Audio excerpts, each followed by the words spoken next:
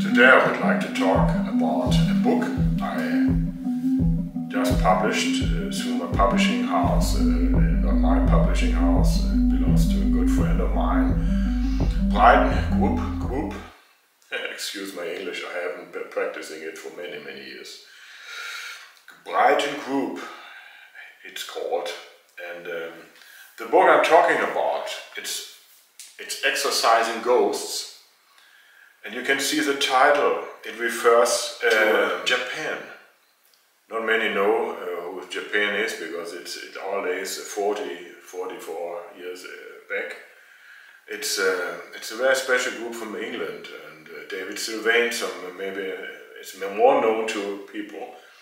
He was a singer at that time, and their record, now I have it, record was called Exorcising Ghosts. It's still called, and it's a great music. And now, many years later, I published Exorcising Ghosts with the same title because it simply fits, and it is almost like it closing in a circle. I was, like I said, very young at that time, and I started writing in 1981, I guess, and this is more than 40 years ago. And some of the very early poems they have actually included in this book.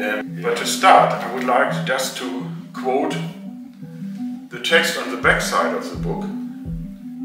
It's called Rage. What grows and spreads so wild is my rage, burning white hot and wild.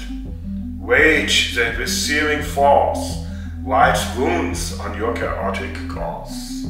Knowing how little dignity it holds, I rage on, as your bloody constraints evoke the wilderness which, meanwhile, becomes unbearable rich.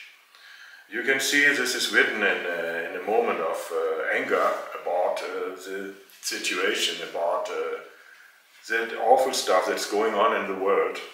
But let me tell you about how I self-experienced the world when I was very young. And this is expressed in this poem. It's called Exit, No Exit. An exit door had set me free, but into worse it guided me. Through clouds of smoke and cocktail haze, I lost myself in constant daze. No longer cared for what was near, blocked out the world, held it in fear, forgot what I was, who I had been, who I should be, what I had seen, denied what in my chest did dwell, sabotaged my life and closed the cell.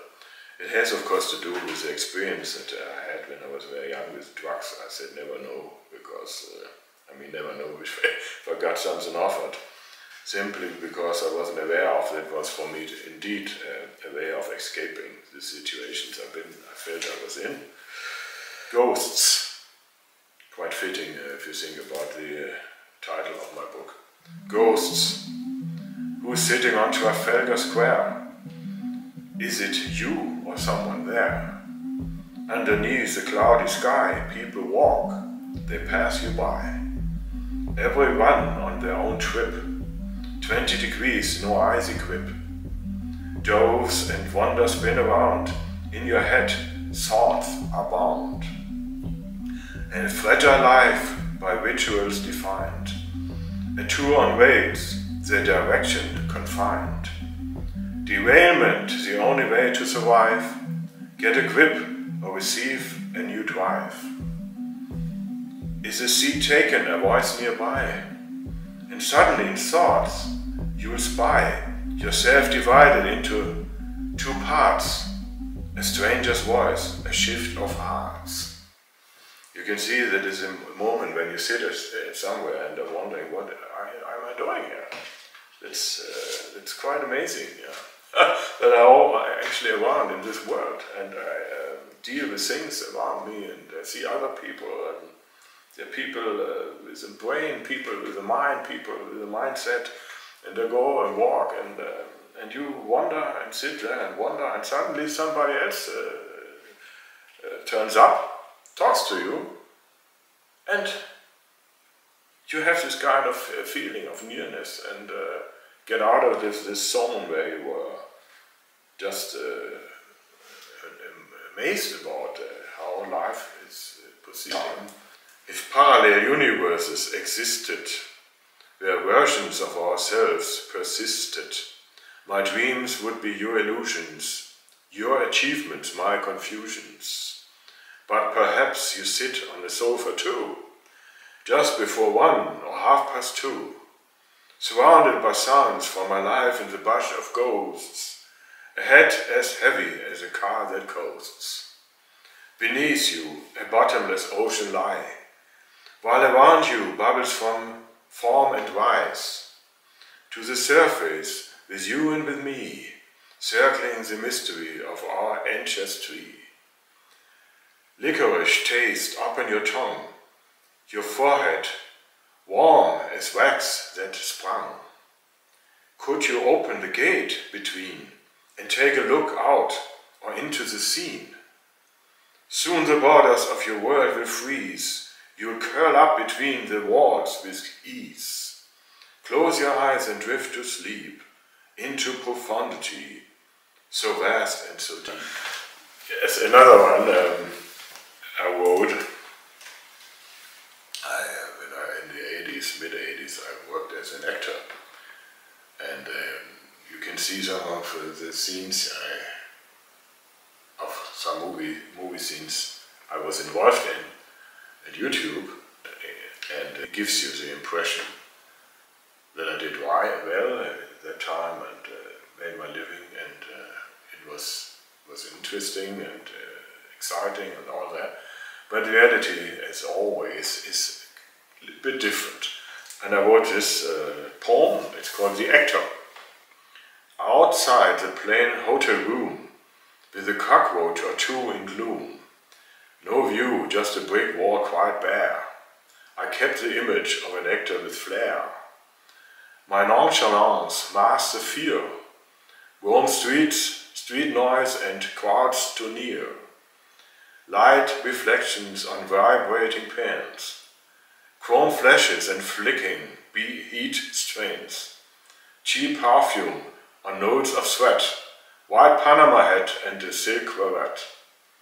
Under the shirt I was skinny as a rake, hole in my shoe a molar caused ache.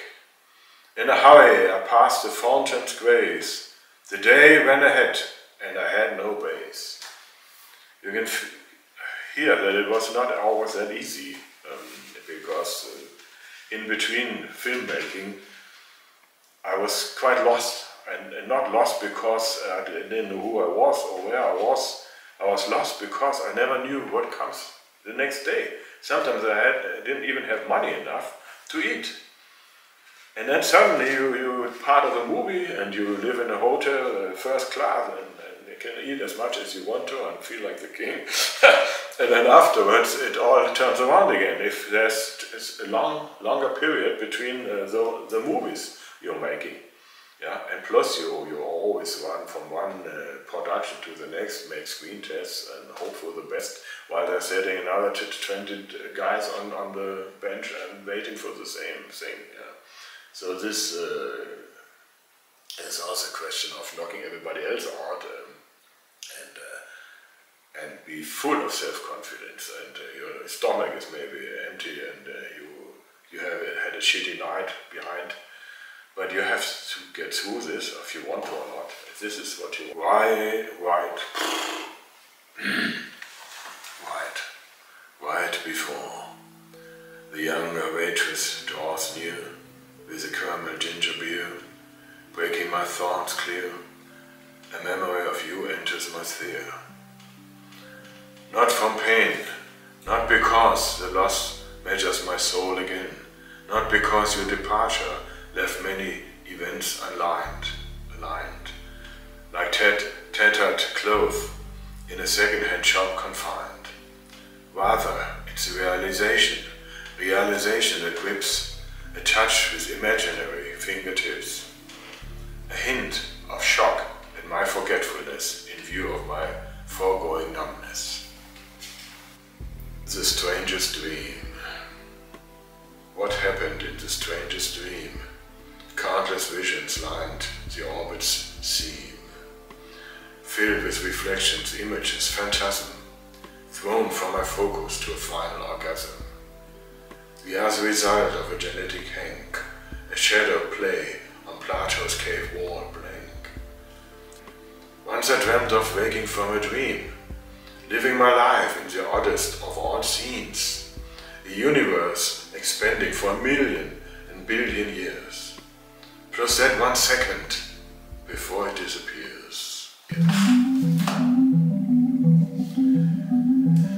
Thank you for listening to